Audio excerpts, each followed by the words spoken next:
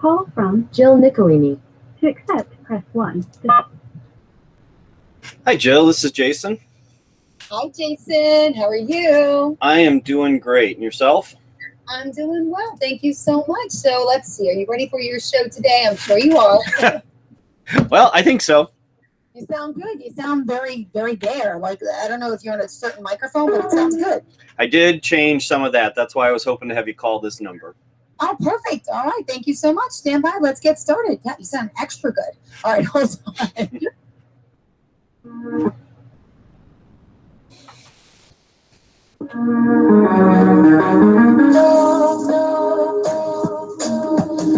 Broadcasting from the business capital of the world, this is the Podcast Business News Network.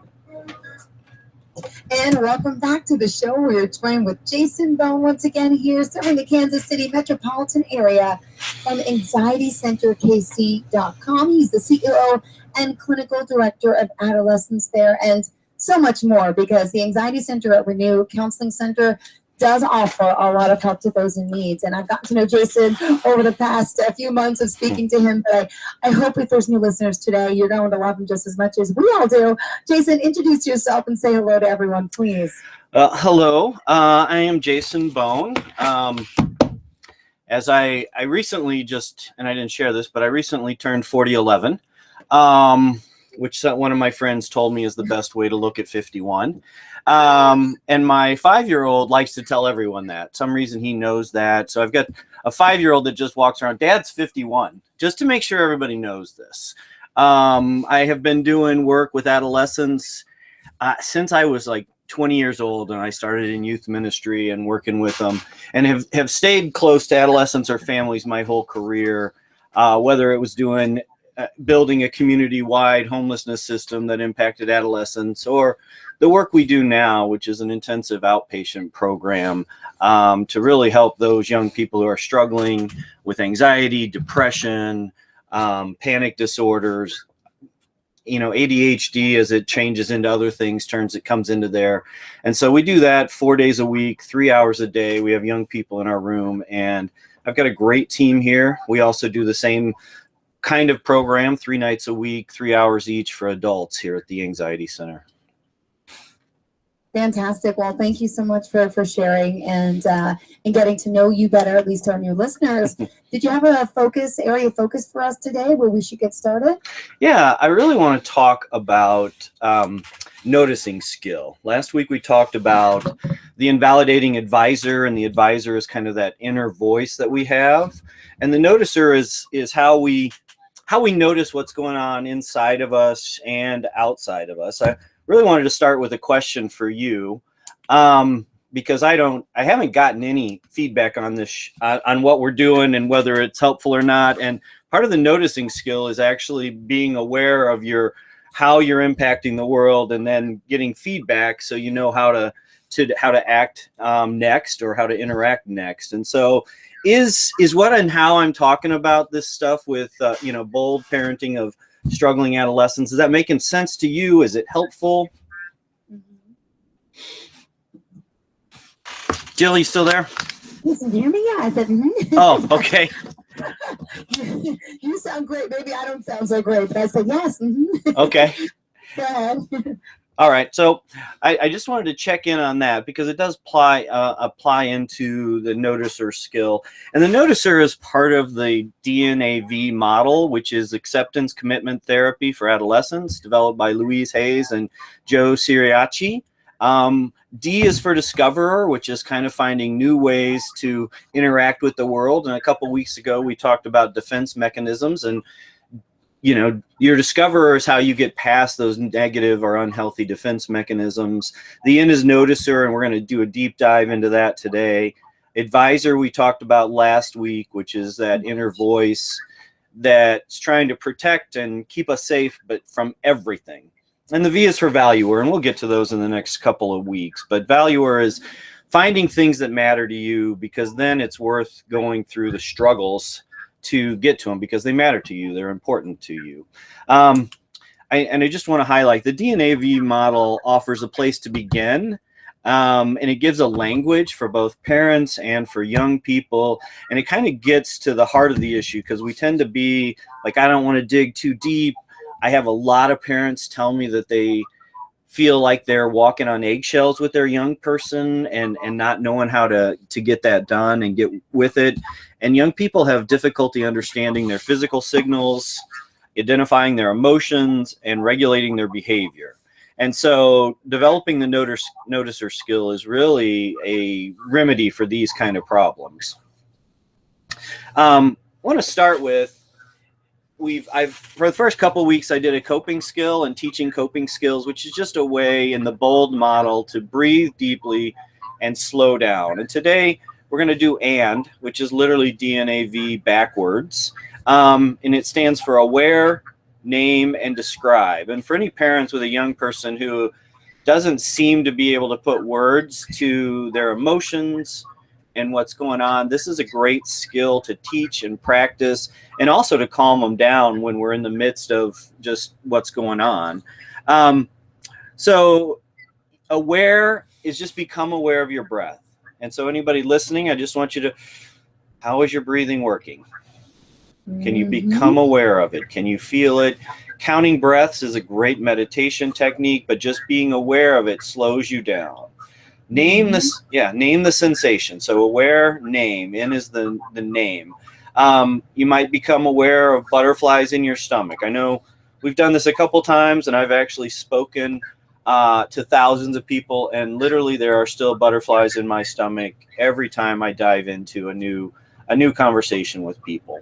But I have to be aware of that and slow myself down so I bring the best possible me to it. And then after that, the D is describe. Simply describe the awareness and naming, connecting it to a feeling. So butterflies in the stomach is kind of this picturesque, but then, I want to put words to it and describe it. Say, I'm nervous right now. I am feeling nervous, which in the BOLD model means now I've observed my thoughts and feelings. I'm going to listen to my values, and that is that I've committed to doing this show, and I want to help families, and I want to help struggling adolescents. So guess what? I'm going to push through that feeling of nervousness to get there. So that's AND.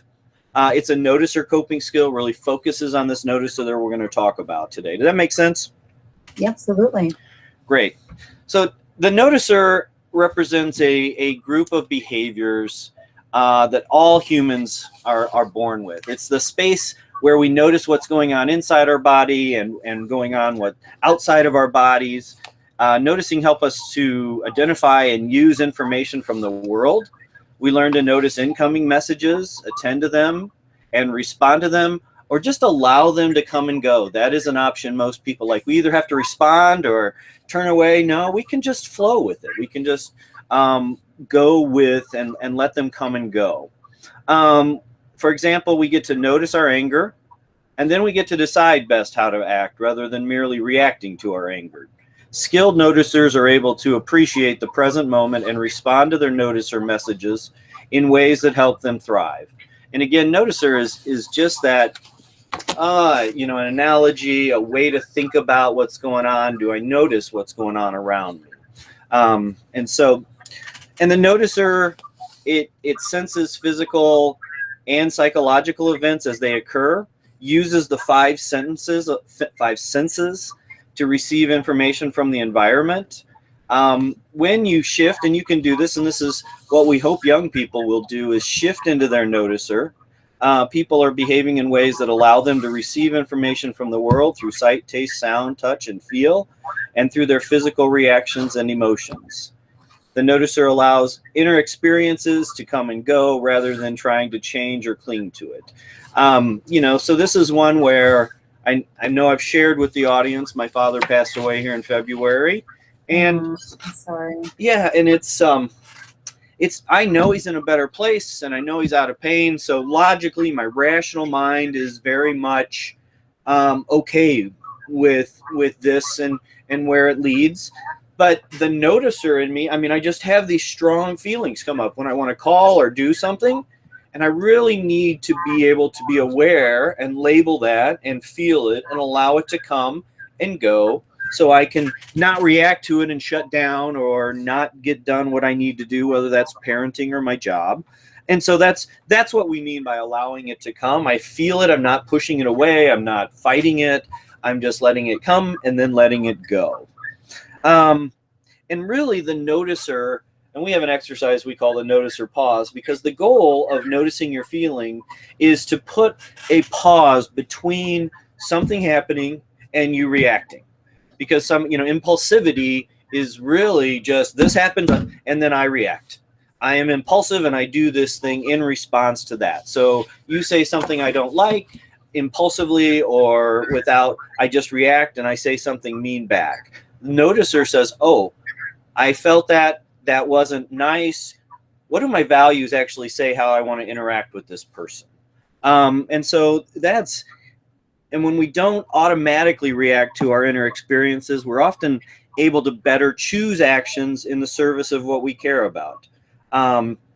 So developing our noticer skill is a key to breaking free from old patterns of behaviors that are no longer working. Noticer space can often be likened to a car's neutral gear. When noticing, people aren't necessarily moving forward, discoverer, or looking back, their advisor, stopping. Really, they're just taking a look around. Another really good metaphor for the noticer is feelings and thoughts are a lot like the weather. All right, the noticer observes them. I've gotten to the point where I really don't even pay attention to weather reports because I'm like, it's just as accurate for me to step outside and see what's going on in the weather, because I can't control it. I can't change it. It doesn't help me a whole lot to worry about tomorrow's weather. And so the noticer observes things, feelings, emotions, and allows them to flow just like the weather does. Does that make sense? Yeah. Yeah, and we can't change it. It's like, no, go away, clouds. I'm about to get married. That's going to happen this spring. Yeah, the noticer uses all the senses and bodily reactions to take everything in. Emotions come and go without automatically provoking reactions. Anger doesn't automatically lead to hitting, fear to fleeing, or shame to withdrawing from other people. So, a young person, and for you listening, if you're like, maybe my young person isn't good at this skill, unskilled at emotion regulation, and that's what the noticer is influencing, is emotion regulation. Looks like emotional vulnerability, like they're hurt by everything, emotional reactivity. Could also be emotional lability, like you just don't see anything. There could be anger outbursts, steady negative emotional states, which is, your psychological language for depression, anger, shame, anxiety, guilt, and then deficits or really inability to feel positive things. So if you've shut down your emotions or you're not working on your emotions, you're really damaging both directions. Your ability to deal with pain and grief, but also your ability to feel joy and just happiness and really pleasure.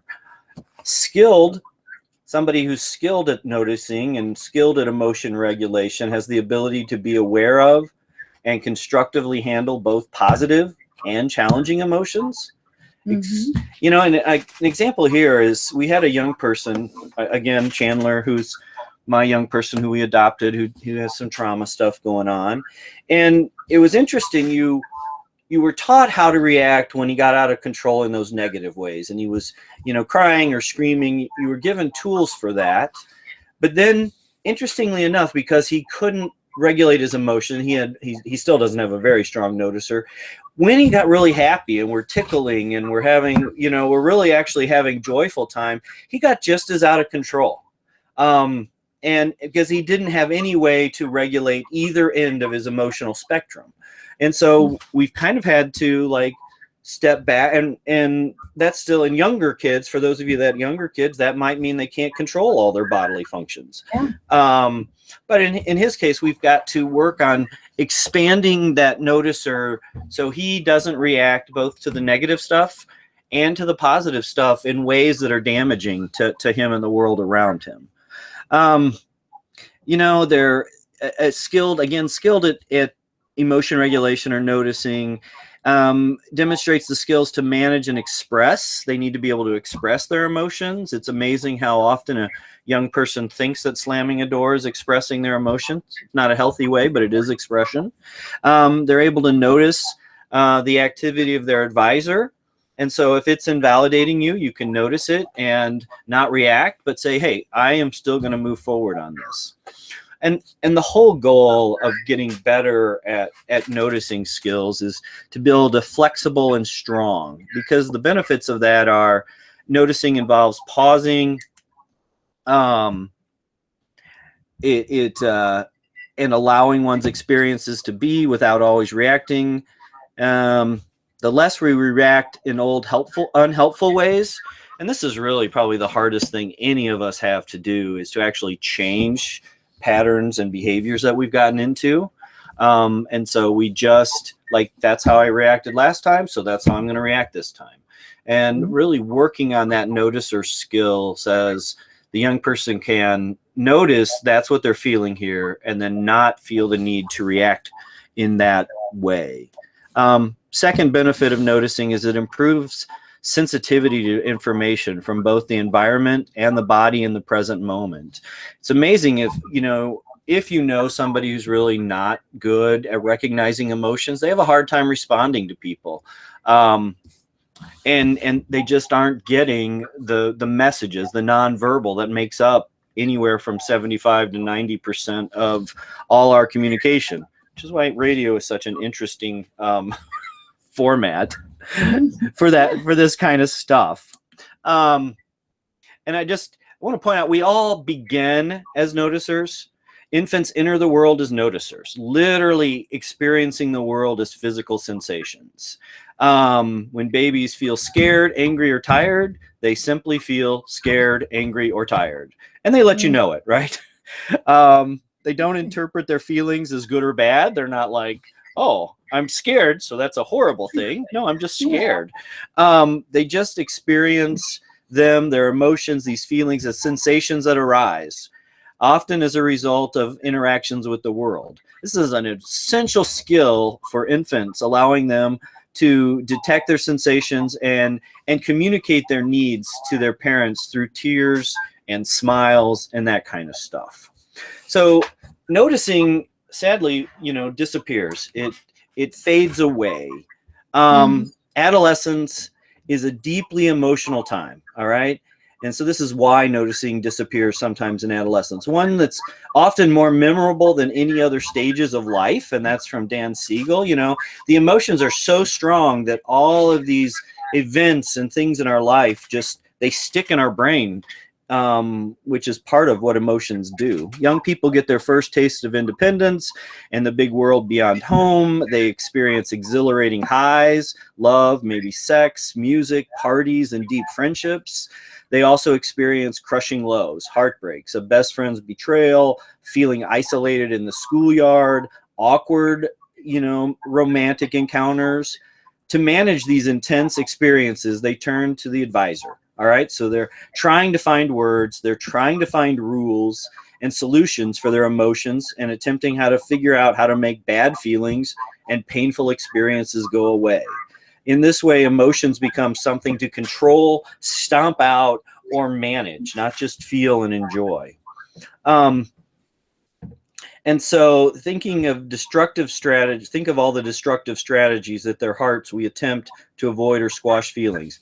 Not just, and this involves cutting. Young people cut or self-harm in other ways to avoid feelings, or to, they've suppressed their actual feelings, so now they want to feel something, and cutting is something that they can feel.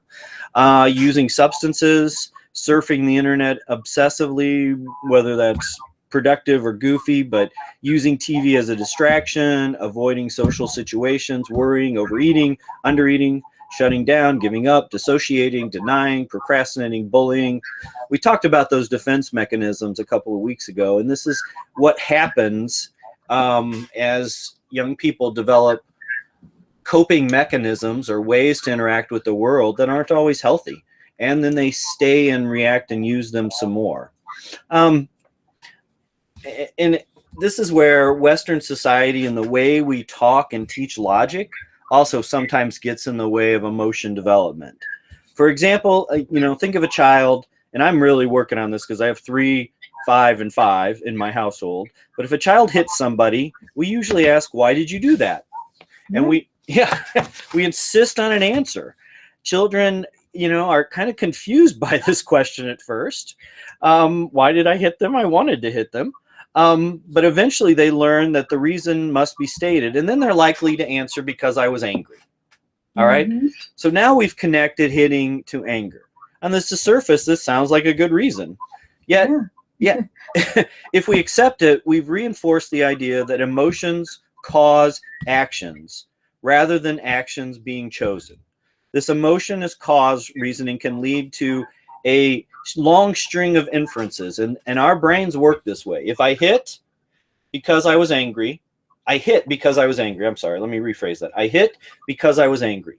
If I'm not angry, I won't hit. If I can stop myself from feeling angry, I won't hit. Anger is bad because it makes me do bad things. If I feel anger, I have a problem. There's something wrong with me. Does that logic make sense? Yeah, it sure does. And so I'm really, with my young people, like, I still ask the why question. I can't really, I really can't stop myself. But then I get to the point of saying, yeah, it's okay to be angry. It's okay to not like that they took your toy or you don't get to play with that. But it's not okay to hit. It's not okay to bite. What do? We do a lot of redos in our house.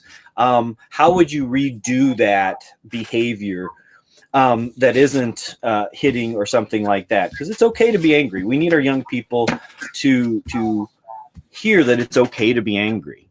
And rarely do any of us hear that all feelings are okay. I had a young man, and he was 18 in our group one time, and this is a direct quote. We get taught our whole lives to treat other people with kindness, compassion, caring, interest, and concern. But never in my life was I taught to treat myself that way. I think that's a really powerful statement in somewhat how we want people to react to the outside world and to other people, and we don't necessarily teach them to treat themselves as well. Oh, I've got a little experiment. I don't know where we're at with. We're not taking a break for you. Just continue, please. Go ahead. Okay. Well, we will do that. I want to do call this a feeling your feelings exercise, because again, I use DBT, which is dialectical behavioral therapy from Marsha Linehan, and this is one of her dialectics that, either we stuff our feelings or we stick our feelings, both to those extremes, and they're kind of damaging. So when I do this with people, and I want you to just kind of imagine there, Jill, and you're going to have to tell me how big your balloon gets, but I want to imagine that you have a balloon in your hand, and for every one of the statements that I read, I want you to put blow air into it and then hold it off. So your balloon gets bigger the more of these statements that are true. All right? Yeah. I frequently pretend like everything is okay when it's not. Do it on my end a little bit. I ignore my emotions. I smile even when I'm sad, hurt, anxious, or angry. People are surprised when they find out I'm depressed or anxious. I focus on other people's problems and ignore my own. I'm literally paid to focus on other people's problems and not my own. Yeah. I feel emotionally numb a lot.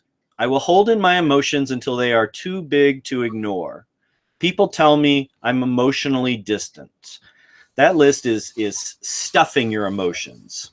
Next list is, I often replay a crisis, and keep doing this. I often replay a crisis or difficult event over and over in my head. I focus a lot on my difficult emotions. Right about here, I did this in an audience once, and I'd given them all balloons and made them do it. Right about here, a guy in the back, you just heard this huge pop. His balloon exploded because he had blown so much air in on each one of these comments. Yeah, I beat myself up a lot for things that are far in the past. Most of the time, I don't let myself see the positives. People tell me that I don't get over things easily. People tell me that I make a bigger deal than I should out of things. It's hard for me to let go of difficult emotions. So right now, I just want you to imagine, and hopefully those of you listening also just imagine, how big would your balloon be? And then, huh? Yeah, everything you said, I breathed it. Yeah, my balloon is big right now. Okay. I do all the time pretend to be happy when I'm not. And yes, go ahead.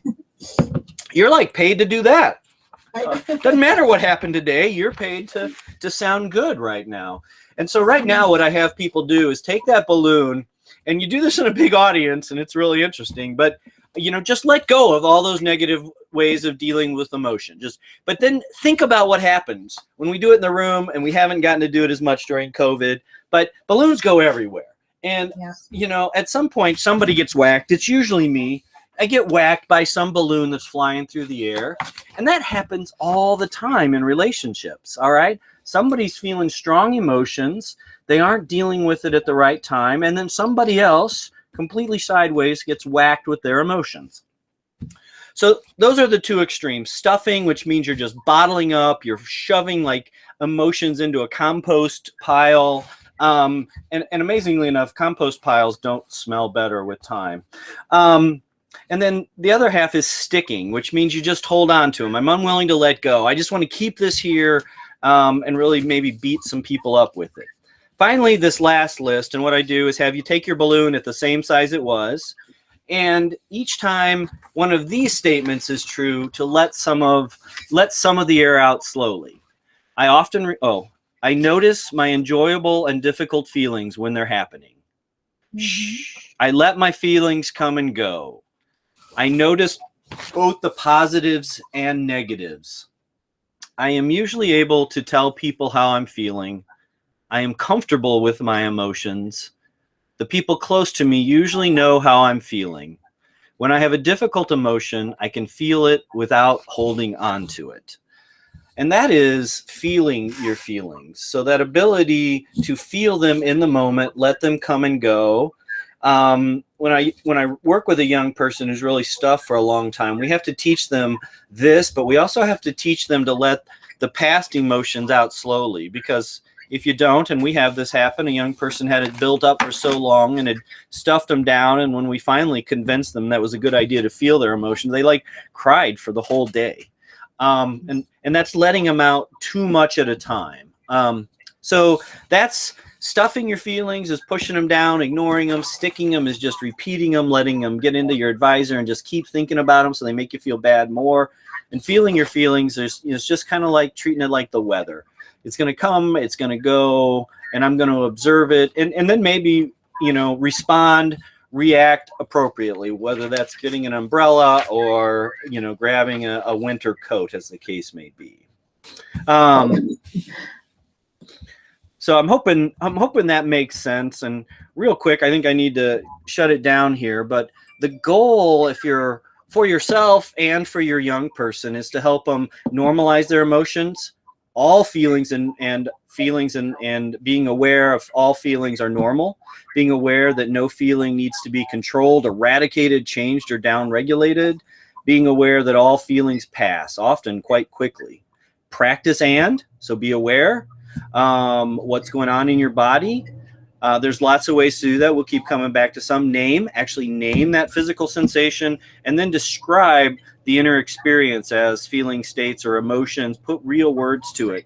And finally, then allow feelings and whatever is there in the moment. Allow judgments about feelings and not reacting to them.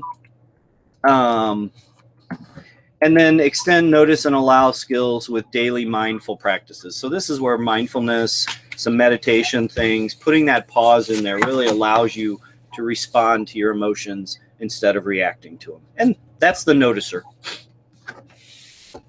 Right. Well, thank you for sharing that. And look at this, we're out of time. Can you tell us how we can get in touch with you? And of course, give us all, the website, phone number, any ways that our listeners can reach out to you. And thank you again for today's conversation.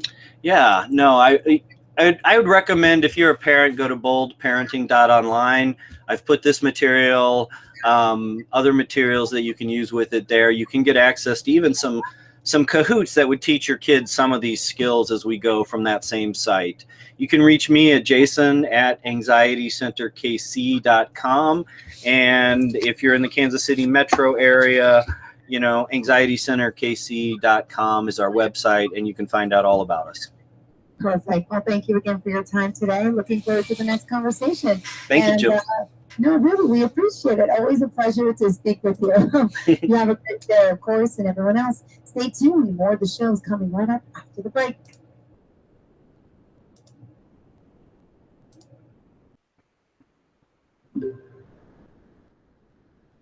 Hello? Can you hear me? Good. I am registering on here. No, I do not want to change that. Good. Still okay there.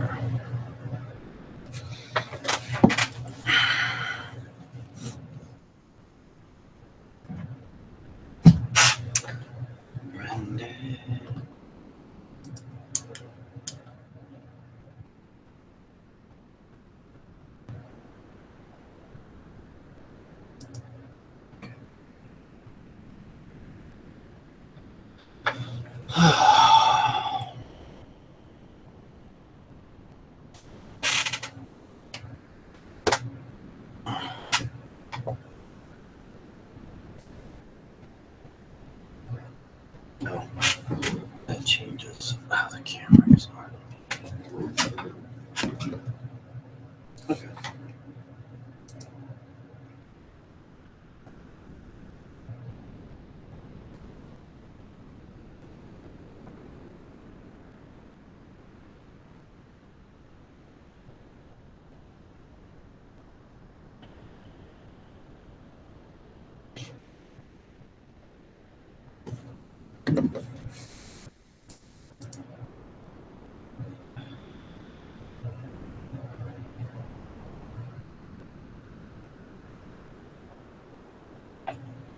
Hell, I could read it from here.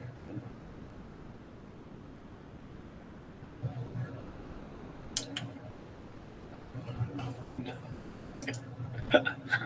I can't do that.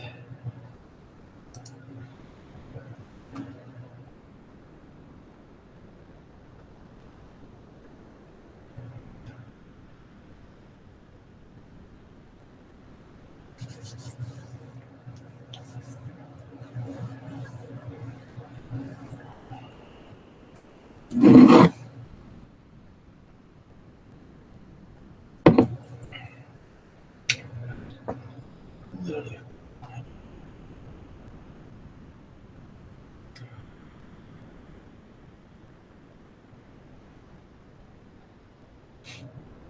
A lot of fun.